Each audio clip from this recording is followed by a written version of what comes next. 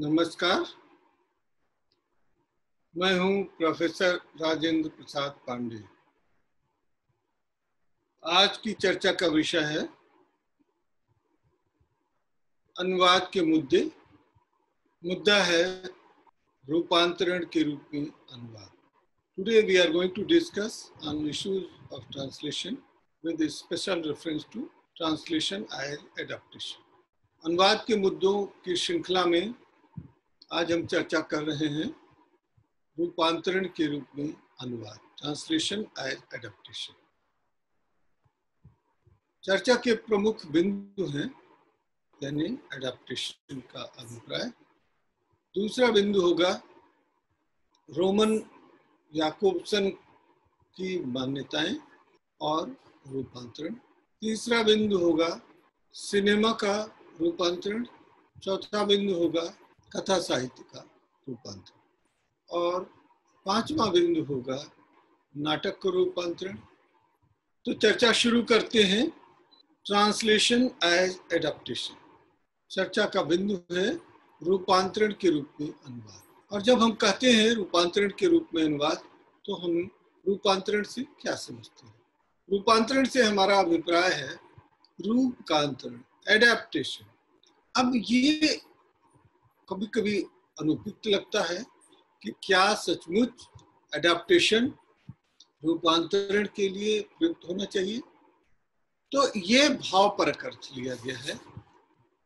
Adaptation means किसी चीज को ग्रहण कर लेना, एडॉप्ट कर लेना। इसको इस रूप में समझने की कोशिश करें कि उसका रूप का अंतरण कर लेना। वो एडॉप्टेशन अलग है और एडेप्टेशन अलग है। मतलब अनुकूलन, अपने अनुकूल बना देना। इसके लिए हिंदी में एक अन्य शब्द प्रचलित है, अनुकूलन।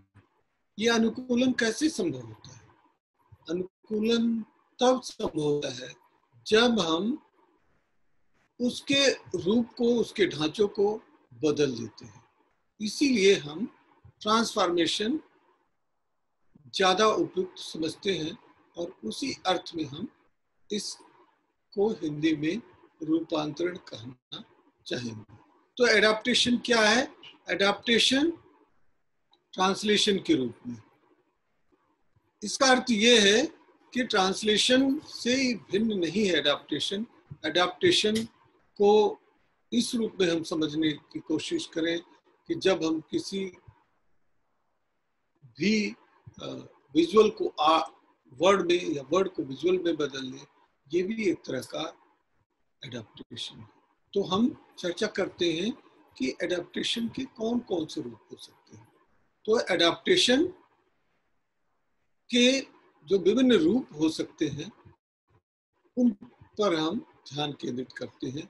एक तो इंटरमीडियल ट्रांसलेशन भी एक तरह का एडेप्टेशन है, यानी जब हम माध्यमों को बदल देते हैं, वो भी अंतर माध्यमिक अनुवाद भी एक तरह का अनुवाद है और इसको हम अनुकूलन या रूपांतरण कह सकते हैं।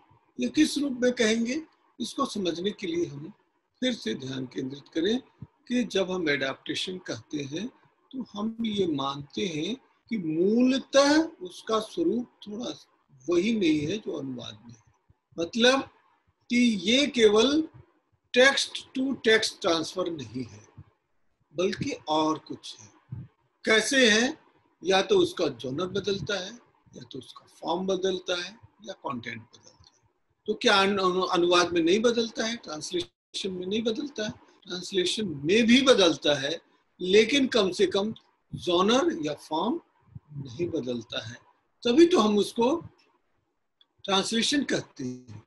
जब हम ट्रांसलेशन कहते हैं तो कितना भी लूजली इस्तेमाल करें, कितना भी उसको रियायती तरह से उदारता पूर्वक उसका भी ग्रहण करें, तब हम समझते हैं रिसेप्शन को कि किसी भी रूप में अनुदित पाठ अगर अपनी पाठ की प्रकृति को मूलतः नहीं बदलता है, बेसिक स्ट्रक्चर वही रहता है, तब वो अनुवाद हो जाता है। लेकिन बेसिक स्ट्रक्चर भी अगर बदल जाए, उसका फॉर्म भी बदल जाए, उसका कनोटेशन भी बदल जाए, तब वो क्या हो जाता है? तब वो एडेप्टेशन हो जाता है। इस एडाप्टेशन को हम किस रूप में देखने की कोशिश करते हैं, तब हम एडाप्टेशन को विभिन्न रूपों में समझने की कोशिश करते हैं। तो अब संक्षेप में एडाप्टेशन क्या है, ये जब हम स्पष्ट कर चुके हैं, तब हम रोमन याकोब्सन के मत को समझने की कोशिश करते हैं।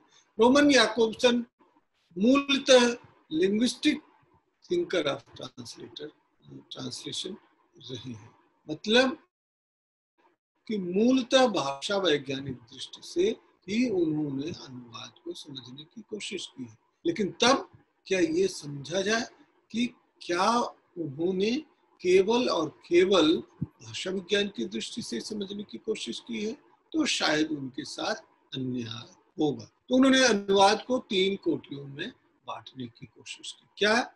इंट्रा लैंग्वेज ट्रांसलेशन, यानी भाषा के भीतर ही अनुवाद। कैसे अनुवाद होगा कि एक भाषा के रूप स्वरूप को उसके भीतर ही परिवर्तित कर दिया जाए, उसमें कही गई बात को दूसरे ढंग से उसी भाषा में कह दिया जाए, तो ये इंट्रा लैंग्वेज ट्रांसलेशन है। और फिर दूसरा क्या है?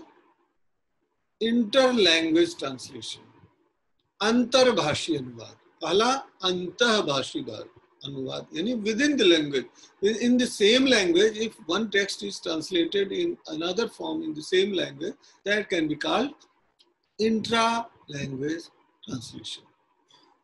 Or inter-language translation, if translator tries to translate from one language to the other and the text is different, and even if it is not different, it is transferred into another language, that can be called inter-language translation. यानी अंतरभाषिक अनुवाद वो इसी रूप में समझा जाएगा कि वो असल में जब हम अनुवाद की बात करते हैं बाय एंड लार्ज आज भी, तो हम इंटर लैंग्वेज ट्रांसलेशन की बात करते हैं।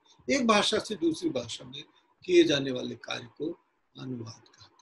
एक भाषा में दूसरी भाषा में संप्रेषण और संदेश के रूपांतरण को प्रस्तुत किए जाने वाली कार्रवाई वास्तव में अनुवाद कहलाती है। तो बाय एंड लार्ज जब हम ट्रांसलेशन से आशय समझते हैं, तो हमारा अभिप्राय होता है इंटर लैंग्वेज ट्रांसलेशन का। और इस इंटर लैंग्वेज ट्रांसलेशन की पूरी प्रक्रिया में हम अनुवाद को विभिन्न दृष्टियों से समझने और देखने की कोशिश करते हैं। लेकिन जब हम एडाप्टेशन की बात करते हैं, तो रोमन याकोब्सन ने जिस तीसरी पद्धति का प्रयोग किया है वो ज्यादा महत्वपूर्ण। वो क्या है? उन्होंने तीसरा third type of translation Roman Jakobson के हिसाब से इंटर सीमियाटिक ट्रांसलेशन, यानी सीमियाटिक्स उसके बदल जाते हैं, उसके जो प्रतीक व्यवस्था है बदल जाती है, उसके रूप व्यवहार बदल जाते हैं। This is much closer to the adaptation. यही वास्तव में एडाप्टेशन यानी रूपांतरण के काफी नजदीक है। कैसे नजदीक है कि इंटर सीमियाटिक ट्रांसलेशन में सीमियाटिक्स बदल देते हैं, उसका रूप आकार प्रकृति बदल जाती है। और आखिरकार रूपांतरण में होता क्या है? रूपांतरण में भी उसका आकार प्रकार और अर्थगत वैभिन्न लाने की कोशिश की जाती है, तभी तो रूपांतरण होता है। तो अब हमने संक्षेप में समझा कि रूपांतरण से क्या अभिप्राय है, रूपांतरण को किस रूप में समझा जाता है, अनुवाद के रूप में रूपांतरण क्या है, और रोमन याकोब्सन ने अनुवाद को किस रूप में व्याख्यायित किया है, विश्लेषित किया है, उसका वर्गीकरण किया है। और रोमन याकोब्सन वास्तव में जब इंटर सीमियाटिक ट्रांसलेशन कहते हैं तो उनका अभिप्राय क्या है, और जो एडाप्टेशन है वो इंटर सीमियाटिक ट्रांसलेशन की कितना निकट है। अब हम चर्चा करते हैं कि रूपांतरण के रूप में जो अनुवाद के प्रयोग होते हैं वो कैसे होते हैं। तो सिनेमाई रूपांतरण मतलब कि हम किसी टेक्स्ट को जब विजुअल में बदल देते हैं, शब्द से जब हम दृश्य में बदल देते हैं या ऑडियो विजुअल फॉर्म में ले आते हैं, तब रूपांतरण क्या करता है। तो रूपांतरण के लिए आवश्यक है कि मूल से जुड़ा हुआ हो, लेकिन ये जरूरी नहीं कि उसके प्रति पूरी तरह समर्पित हो, committed to the given text. It is not necessary. कुछ उदाहरणों से, रोचक उदाहरणों से इसको हम बताने की कोशिश करते हैं। अगर एडेप्टेशन के संदर्भ में बात करें तो 4-5 रोचक उदाहरण हमारे सामने आते हैं और उन प्रसंगों को देखें तो कैसे उसमें अर्थ परिवर्तन होता है, कैसे अर्थ वैशिष्ट आता है, मीनिंग कितने जो है एलेबरेट होती है, कितना डिग्निफाइड हो जाती है और कितना उसमें डेविएशन भी हो जाता है, विचलन भी हो जाता है, इसको भी हम समझने की कोशिश करें। 3-4 प्रमुख उदाहरण के माध्यम से बात स्पष्ट हो जाएगी। पहला उदाहरण मैं लेता हूं उपन्यासों के रूपांतरण के सिनेमा के स्तर पर जो रूपांतरण हुए, तो वो है रूपांतरण का प्रमुख महत्वपूर्ण रूप है, वो है गुनाहों का देवता। ये है धर्मवीर भारती का उपन्यास गुनाहों का देवता और उसी शीर्षक से वो प्रस्तुत हो गया और उस पर फिल्म बनी, चर्चित फिल्म रही, लोकप्रिय फिल्म रही, लेकिन उसके मूल ढांचे में कोई ज्यादा परिवर्तन नहीं किया गया। एक दूसरा उपन्यास है, वो है यू आर अनंत मूर्ति का और वो उपन्यास है संस्कार। उसका फिल्म में रूपांतरण हुआ और उस रूपांतरण का शीर्षक दिया गया दीक्षा।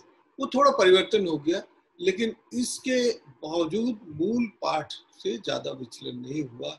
ये बात सही है कि संस्कार अपने रचना में जितना विशिष्ट था और दीक्षा उसमें बिल्कुल नए ढंग से प्रस्तुत होती, लेकिन फिल्म भी उतनी ही चर्चित रही जितना मूल रचना थी। गोदान उपन्यास पर फिल्म बनी, स्वयं प्रेमचंद ने भी उसमें भूमिका निभाने की कोशिश की थी, कई फिल्मों में करने की कोशिश की थी, गोदान में तो नहीं, अन्य फिल्मों में, लेकिन गोदान बहुत चर्चित उस तरह से नहीं हो सकी कि फिल्म किस तरह। अब कहाँ कैसे बदलाव देखा जाता है, इसको देखने की कोशिश की। विशिष्ट फिल्म बनी, बहुत ही चर्चित फिल्म बनी, सूरज का 7वां घोड़ा। क्लासिकल फिल्म के उदाहरण के रूप में देखा जाता है और ये उपन्यास है धर्मवीर भारती का ही। धर्मवीर भारती के ही उपन्यास को जब रूपांतरित किया, लेकिन इस बार निर्देशक मिलाकर था, उसका डायरेक्टर, फिल्म डायरेक्टर कौन थे? श्याम बेनेगल। श्याम बेनेगल ने अपनी प्रतिभा और ऊर्जा और क्षमता का ऐसा इस्तेमाल किया कि बहुत ही क्लासिकल फिल्म बन करके वो सामने आई और फिल्म भी किसी भी स्तर पर मूल रचना से कम नहीं है। ये कुछ उदाहरण हमने फिल्मों के दिए। अब हम कहानियों की चर्चा करें। कहानियों के स्तर पर जो फिल्में बनी उसमें बहुत ही महत्वपूर्ण रचना है तीसरी कसम। फणीश्वर नाथ रेणु की कहानी है तीसरी कसम और मारे गए गुलफाम। अब रेणु कहते हैं कि इतना सब कुछ के बावजूद पूरी उदारता दी गई और वो स्वयं उस फिल्म के साथ जुड़े रहे आखिर तक, लेकिन उनको लगता है कि जो उसका कंक्लूजन हुआ, जो टर्निंग पॉइंट है, उसमें उनकी मूल भावना के साथ न्याय नहीं हुआ। कहानी के साथ ज्यादा छेड़छाड़ की गई और शायद उस निष्कर्ष तक वो मूल भावना नहीं पहुंच सकी। तो इस तरह से एडाप्टेशन का कभी मिसयूज होता है और कभी ज्यादा अच्छा इस्तेमाल हो जाता है। इसके बावजूद एक अच्छा उदाहरण मैं देना चाहूंगा जहां कहानी अपने उन्नत रूप में सामने आती है। मन्नू भंडारी की एक कहानी है यही सच है। इस पर फिल्म बनी, जो फिल्म रही रजनीगंधा, बहुत चर्चित फिल्म बनी और इसने कहानी को एक नया आयाम दिया, उसको एक नई उदात्तता, एक न्यू सब्लिमिटी प्रदान की, एक नया औदात्य प्रदान किया। इस रूप में इसको देखा जा सकता है। अब हम चर्चा करते हैं नाटकों के एडाप्टेशन की, नाटकों के रूपांतरण की। नाटक, कहानियों से नाटक बनते हैं और नाटक से भी कहानी बन जाती है। जैसे मैं बताऊं कुछ रोचक उदाहरण है। उसने कहा था कि जब नाट्य मंचन होता है तो बहुत ही रोचक बन जाता है, कहानी में शायद वो भूमिकाएं नहीं निखर पाती हैं जो नाटक के रूप में आती है। इसी तरह से महाभोज उपन्यास जो मन्नू भंडारी का है, उसमें जब नाटक बनता है तो वो बहुत ही चर्चित हो जाता है, सीरियल बन करके सामने आते हैं, वो बहुत रोचक हो जाते हैं। इसी तरह से कुछ उपन्यासों पर भी धारावाहिक बने हैं, सीरियल्स बने हैं, वो अत्यंत रोचक रहे हैं।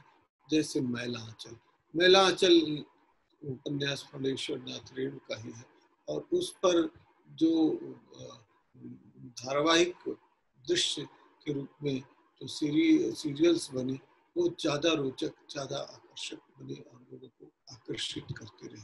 तो इस दृष्टि से नाटक और उपन्यास कैसे फिल्म में अंतरित होते हुए नई भूमिका निभा लेते हैं। अब हम कुछ बाहरी प्रसंगों से देखते हैं कि एडाप्टेशन करते समय सीमित रूप में अभी बहुत चर्चित एडाप्टेशन देखा गया और बहुत विवादास्पद भी। 3 इडियट्स एक पृष्ठभूमि पर बनी कहानी की पृष्ठभूमि पर बनी फिल्म है, जिसके कई क्लेमेंट्स थे। चेतन भगत ने भी उस पर दावादारी की और एक और पृष्ठभूमि पर रचा गया उपन्यास था। तो कैसे वास्तव में कहानी बनती है, कैसे उस कहानी का वास्तव में रूपांतरण होता है, ये वास्तव में एक कलेक्टिव एक्सरसाइज है, एक व्यक्ति की नहीं है। ये परिवर्तन कैसे होता है?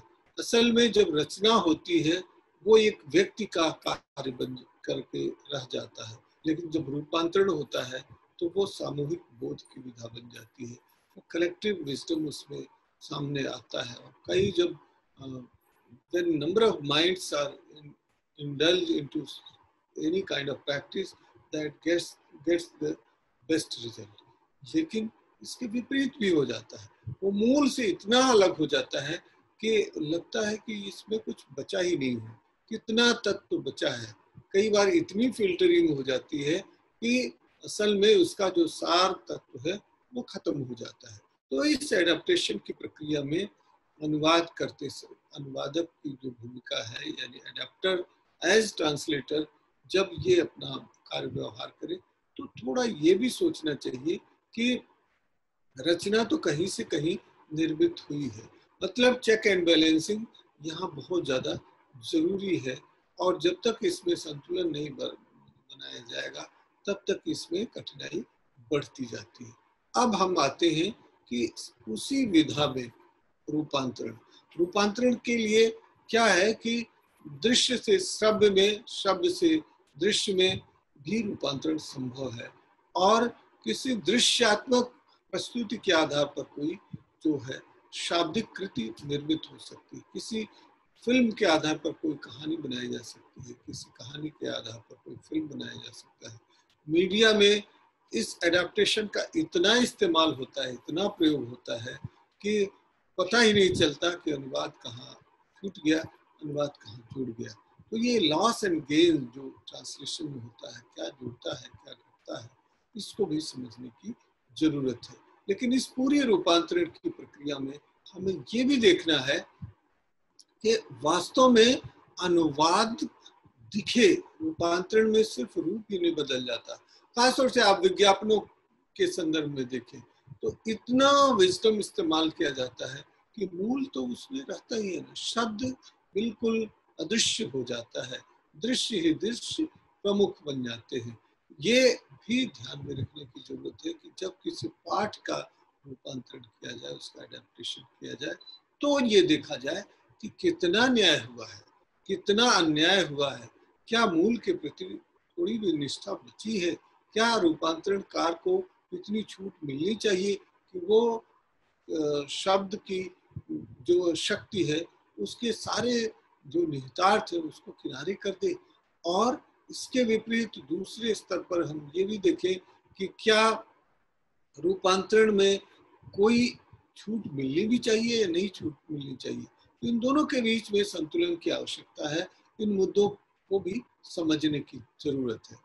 अब हम देखते हैं कि स्वतः उसी भाषा में अनुवाद, जैसे उसी विधा में जॉनर ट्रांसफर होता है या नहीं होता, विधागत रूपांतरण होता है या नहीं होता। विधागत रूपांतरण नहीं करके भी अच्छा रूपांतरण हो सकता है।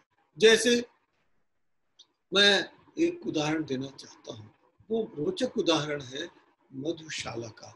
मधुशाला हरिवंश राय बच्चन की रचना है और ये एक तरह से एडाप्टेशन है। किस रूप में एडाप्टेशन है, इसको ट्रांसक्रिएशन कहना उचित नहीं होगा, इसको अनुसृजन कहना उचित नहीं होगा। इसका भाव रूप सब कुछ बदल गया है और ये जो है ये फिल्टराज जो है जो अरबी फारसी से इसको अनुदित किया, रुबाइयों का फिल्टराज की रुबाइयों का अनुवाद है। इसको दूसरे ढंग से भी हम समझने की कोशिश करें कि ये अनुवाद पर आधारित कृति है। इसी तरह से हम अन्य उदाहरणों से भी समझने की कोशिश करते हैं।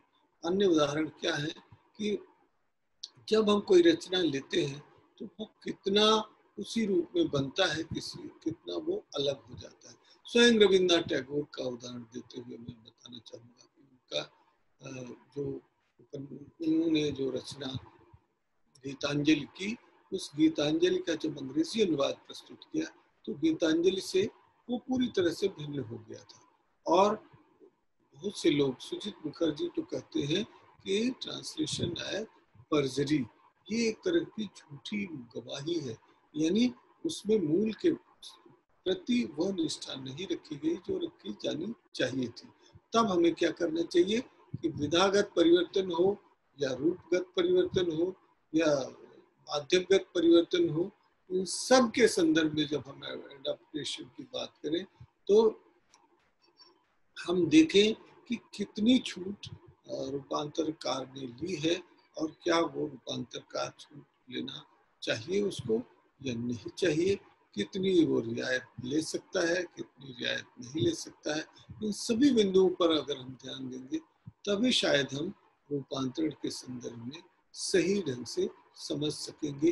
लेकिन ये बात सही है कि अब रूपांतर के रूप में अनुवाद नहीं बल्कि अनुवाद के रूप में रूपांतरण, यानी अडॉप्टेशन एज ट्रांसलेशन, ये चर्चा ज्यादा महत्वपूर्ण हो गई है। बल्कि ट्रांसलेशन एज एडॉप्टेशन अब वो उतनी चर्चा का विषय नहीं है। इस चर्चा के क्रम में हम जानने की कोशिश कर रहे थे कि कैसे रूपांतरण या अनुकूलन अनुवाद की भूमिका निभाता है, उसका अर्थ क्या है, रोमन याकोब्सन के सिद्धांत क्या है और वो कैसे इससे जुड़ता है।